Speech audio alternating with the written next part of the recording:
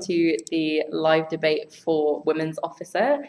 My name is Gemma Stewart and I am CUSU's returning officer for this election. I'd like to introduce our candidates very briefly before I give some tips on what's going on. So I'm going to cut the camera over if you want to introduce yourselves. So I'm Connie Matic. I'm Audrey Sabatinero. Thank you very much. So the way that this is going to work is that we have some pre-prepared questions that we're going to ask, and then you can also submit questions live. You can do that by tweeting at CUSU Online, by submitting anything onto the Google Docs which have been shared on our social media, or by emailing elections@cusu.cam.ac.uk. Voting is going to be opening on Monday night, so that will be midnight on Tuesday the 1st of March. Following hustings, which is taking place at 7 p.m. in the Mill Lane Lecture Theatre, room 1 on Monday. So voting will be open from midnight and will close on Thursday at 7 o'clock, with results being confirmed and published online the following day. So without further ado, I'm going to get to the first question. Of the points on your manifesto, what is your number one priority? And we're going to start with Audrey.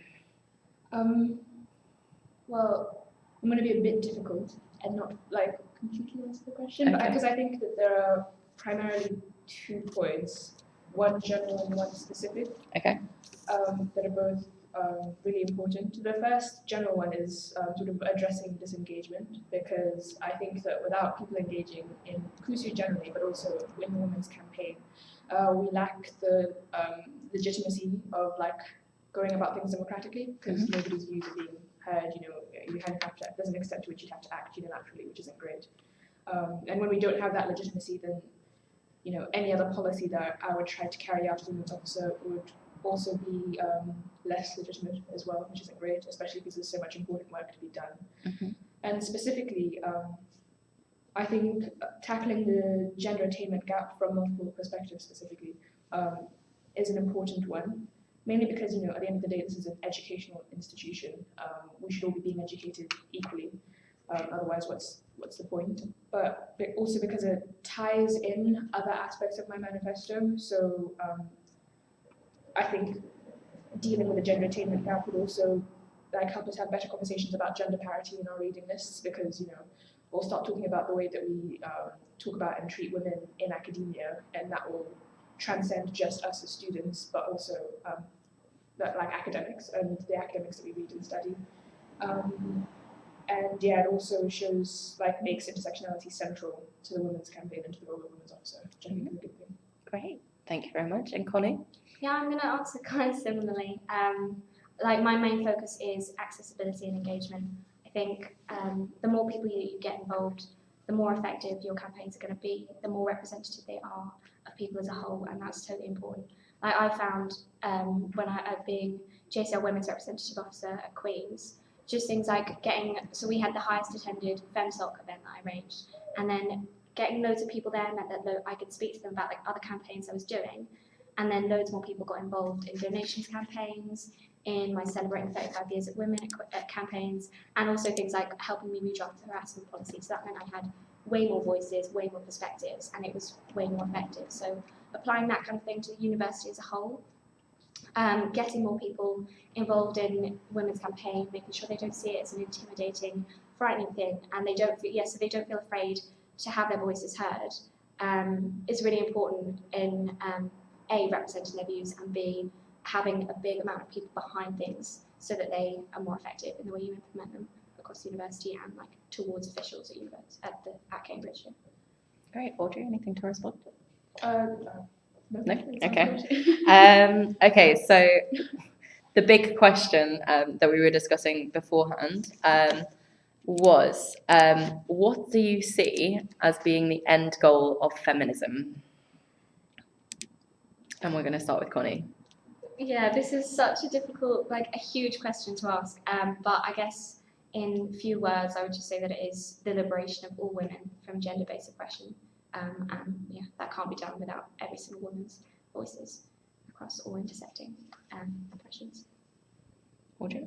I guess I would respond in a way that's similar to that, but maybe take it further and say the end goal of feminism is to end all gender depression, full stop. And obviously, women and essentially non-men suffer the most from gender depression, and so they should be centered in feminism as they are now. But I mean, it goes without saying that all people are affected by gender depression, and because gender depression ties in with so many other things, it's easier to see that as the end goal. Mm-hmm. Great.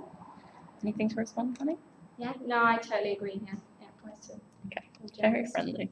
Not Okay. comments. Right, next question then. How would you? Oh, sorry, no. Let's go for a different one. What do you think is the biggest problem facing women in Cambridge? We'll start with Audrey. Well, I'd say it's a general point, but I think it's a lack of a feeling of ownership and entitlement to the university that isn't so much our fault, but the fault of the fact that this has historically been a male establishment. And while, in general, I think lots of colleges are celebrating 40 years of undergraduate women's admission right now, so we have a lot to celebrate in that respect, but this is still an institutionally sexist place just because of its history and just because we still live in a sexist society and things aren't changing fast enough. So this lack of ownership and entitlement means that, it feeds into colleges not having great harassment policies, sexual harassment policies specifically, because, the colleges don't really, without one, the colleges can't really be behind women. When horrible things happen that require the use of that policy, we lack that ownership in our reading lists and in academia generally when there are too few women academics and women teaching us, and so it's a kind of massive issue that manifests itself in lots of different ways, and there are lots of different ways that we can tackle it, but I feel like that's the ultimate thing that we're trying to get at. Speaking more specifically, I'd say that sexual harassment and violence are, not that I can speak on behalf of everyone, but to me they seem like the biggest issue in Cambridge, especially because just looking at the Cambridge Speaks Out survey taken a couple of years ago, where 77% of respondents said they experienced sexual harassment and almost 30% said they experienced sexual assault. And the fact that 35% of all these cases happen within colleges, so colleges are really, really letting down their students. And there's so many things that we can do to change this. There's so much to do, and it just involves implementing really thorough and good harassment policies, but also things like the interpretative document that I did for Queen's, so that students don't have to trawl through all this legal jargon when they're trying to work out what their rights are, and then also presenting these to the trained professionals at colleges so that they're carrying it out appropriately, because so many of these documents just get forgotten and not properly implemented. So I guess sexual harassment and violence are really, really big issues in Cambridge. Anything to add? I agree with you as well. Great. So we've actually just had a question submitted to us. So this might be quite interesting for you both. Where do you think that your views differ? Because you've been agreeing with each other a lot. Is there anywhere that you think maybe there's some difference in thinking? Potentially in our focuses, I guess. I think so. I'd say I have a really big focus on supporting survivors of sexual violence, and I don't think that's lacking in your manifesto, but it's just something that's it's really important to me, and I really would like to focus on that, just based on the support that I've got from the Cambridge community and all the places that I think that could be supplemented, and all the work that can be done with women's refuge charities, and in creating a better, more supportive community for so many survivors of sexual violence that there are in Cambridge. I think my focus is more on intersectionality going to the root of intersectionality in the sense that things like the Women's Campaign should be for all women. And I remember with Fly, when I was a facilitator last year, it started off quite small, and I was able to grow it quite a lot. And what was good about that is the fact that Fly as a space, it provides a lot of good, and it changed me a lot. And I feel like I want to do the same with the Women's Campaign, generally, in terms of the fact that we have the resources to, implement college harassment policies. The Women's Officer has the time, and we have the reach that individuals might not have. And so if I can make as many, women and non-binary people as possible aware of that, and bring as many of them, under the umbrella of Women's Campaign and make them want to engage with it. I think that together we can collectively change all of this, and yeah. Okay, thank you very much. We'll go on to the next question then. So quite similarly related to the biggest problem facing women more generally in Cambridge, but what do you think is the biggest problem facing the Women's Campaign in Cambridge? We'll start with Audrey. Yeah. Well, it's the thing that said year upon year, it's just a lack of engagement. Even I only got involved in the Women's Campaign totally by accident when I was sort of dragged to Fresh Squash. And I strongly believe people shouldn't be getting involved by accident. And part of the issue is a lack of awareness and a lack of knowledge, because most people only come across the Women's Campaign when the tab has written something about it, or when they've done a useful survey, and that's more or less it. Unless you have a very keen JCR women's officer who's very much involved in the Women's Campaign, you're not really going to hear anything. And so I guess that feeds into the issue of a lack of engagement, just the fact that there's only a single story being told. And what I'd like to do is have every other story about the Women's Campaign be told to counter that often misleading and untrue narrative that's usually heard. Just finding more imaginative ways to get our work out there, to get the women's officer's job out there. Yeah, I'd have to agree. I think, yeah, it's the Women's Campaign's reputation. I think so many people think of it as this, see it as this like exclusive group of intimidating people that will shout you down if you use their own language. And like, there's so many people who get really involved in things at Queen's like FemSoc and stuff, and that I'd be like, oh, you should totally come to Women's Campaign, but they're too frightened to, and they're too intimidated to. And it's really sad, because these are people that like would really, really help and that would really love the work that goes on in the Women's Campaign, but they're too intimidated by what they see as what can be quite like a hostile environment. So I think it's like showing your face as women's officer, as part of the Women's Campaign in colleges, going to speak to people, and encouraging people to come along, and when they come along, educating in a way that is useful and supportive. And, yeah. Anything to add? No, that makes sense. Okay. I have a question that I'm just going to like slide in.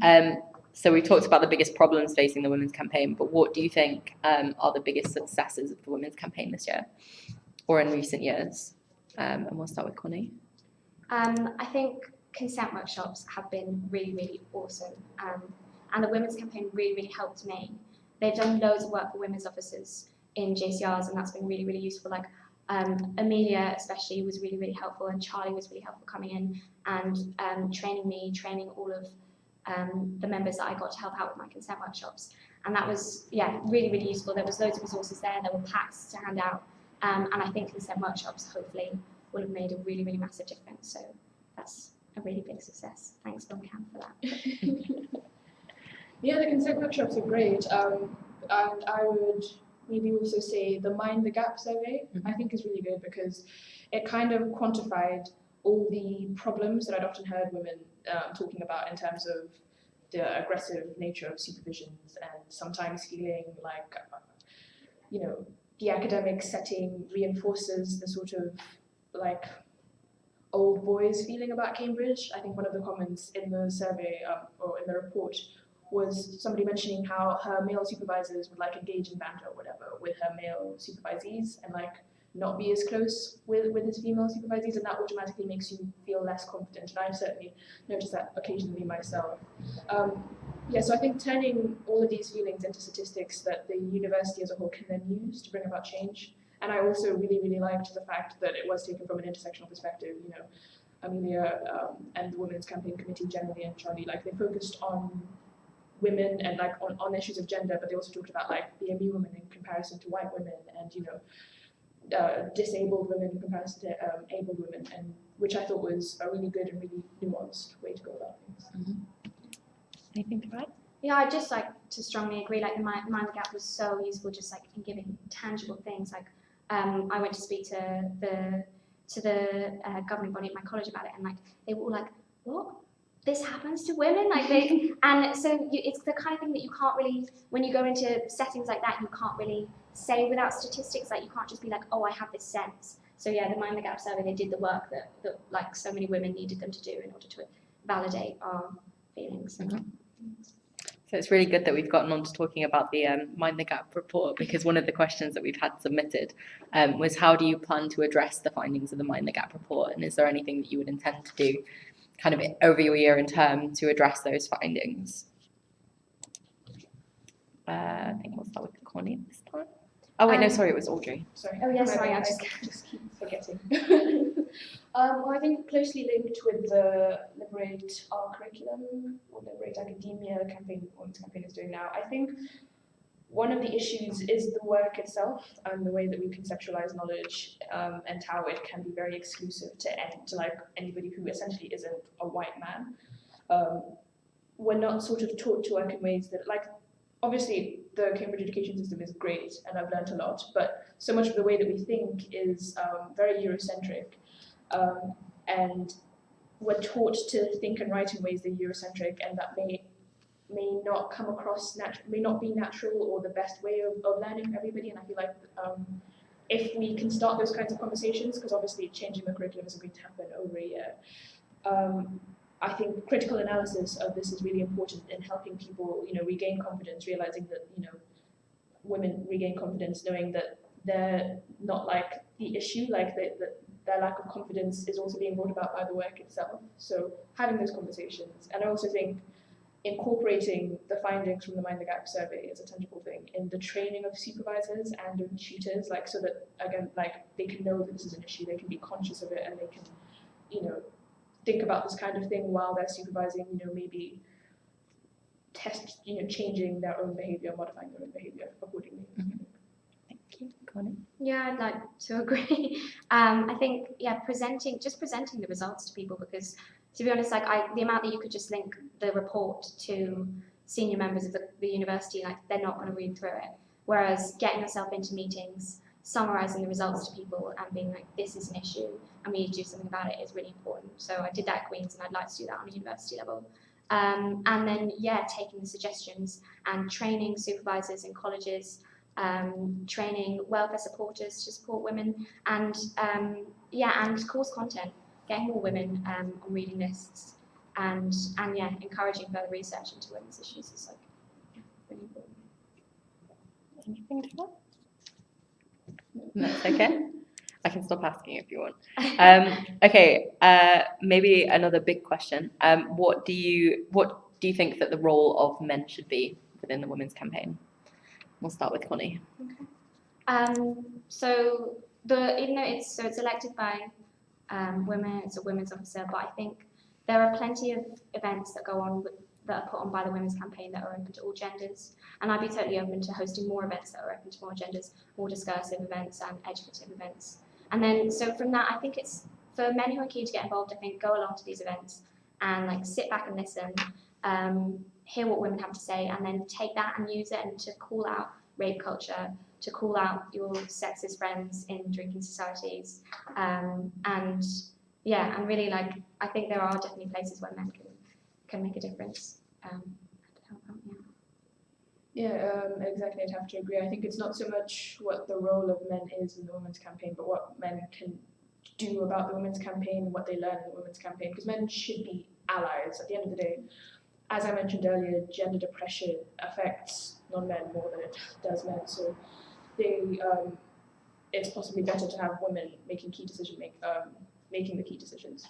But to have men come to a women's campaign, go to an event, learn, and then be sent out into the world and make other spaces that aren't the women's campaign feminist is the most important thing that they can do. Mm-hmm. Great, thank you very much. And I've got a few more questions that I'm going to add in myself. But one of the final questions that we'd kind of shown you beforehand was how do you intend to engage with student media next year? And if we start with Audrey. Yeah, I think student media is great because they have these massive platforms, and they're able to reach more students than sometimes the women's campaign can reach. And so they're a great way to show the great work that CUSU does, which is really important, and a great way of showing what the women's officer has been doing and how she responds to certain things. However, there are obviously occasions when somebody at the tab will write something that's deliberately inflammatory, and there's a balancing act that has to be made between challenging what's been said publicly, but also legitimizing, just rubbish, by engaging it in rational, discussion. And this is where I think forum becomes very important, because there have been women's campaign forums where we've sat down and we've had like a tab article be written or about to be published, and we're trying to decide whether the women's officer should respond. I think that's a good way of sort of ensuring that the women's officer, in responding, if she does end up responding, is speaking with the voices of as many women as possible, but is also, getting the opinion of other women and trying to figure out exactly what she should be saying and whether she should be saying anything at all. And I guess the final thing is it's also important to note how, to make sure that in engaging with student media, we are still protecting women, because sometimes, there'll be an article written about a specific person, either involved in the women's campaign or otherwise, a specific woman. And yeah, that must always be a consideration, not trying to add fuel to the fire and affect somebody's life more than it needs to be affected by something involved in student media. Yeah, I basically totally agree.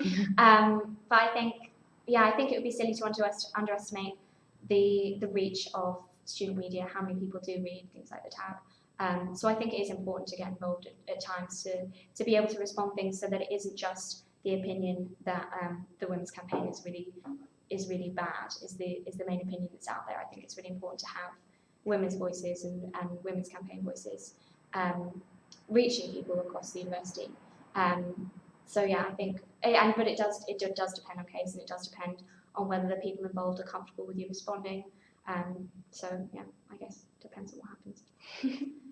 Thank you.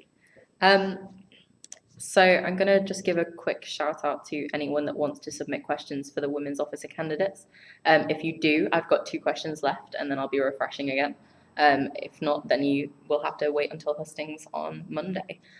So my penultimate question, obviously one thing that happens every year that the women's officer may or may not choose to organise is Reclaim the Night. Do you have any ideas about what you do with Reclaim the Night next year? What you like about it? What you would keep the same? What you would change?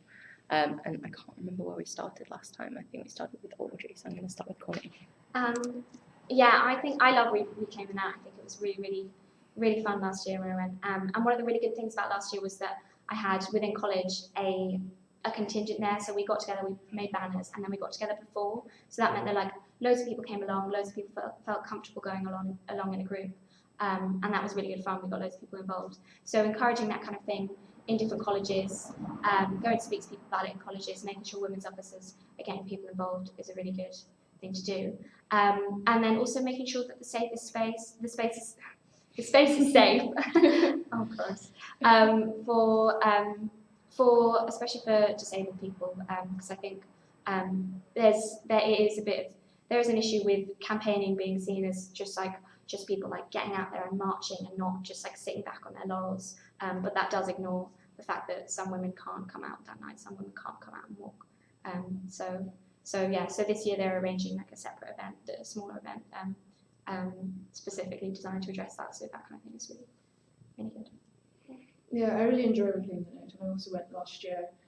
I think it's a very empowering space, and I guess getting as many people involved in the actual organization of the march as possible, and having people be excited to be stewards and get megaphones and chant is really good. And I also think it's a good opportunity to be a really creative space. I really like the poetry that people feel able to read afterwards, and the conviviality of all of that. And it can also be a really good educational space, because I know I keep banging on about intersectionality, but last Reclaim the Night I wrote a really short article about what it's like to be a black woman walking around at night, because I still fear being attacked by men as a woman, but then I'm also aware that people are scared of me because I'm black. And I think it's a good opportunity when everybody's already together, at least in the way that it's organised at Cambridge, to sort of have these discussions and appreciate that we're not just reclaiming the night for sort of one demographic, we're reclaiming it for all possible women. And yeah, I'd also agree with Connie that it's great that now that it's been organised this year, it's more accessible for disabled people, for people with young children who can't walk very quickly. It has to be as inclusive as possible, otherwise it sort of defeats the point. Mm-hmm. Okay, thank you very much. I'm going to end mine with one last question. why should people vote for you for Women's Officer? We're going to start with Audrey. Well, in the last 3 roles that I had, well, the 3 roles that I've written on my manifesto, my focus was always on being a representative. I knew that the roles weren't about me, they were about the people that I'd chosen to represent.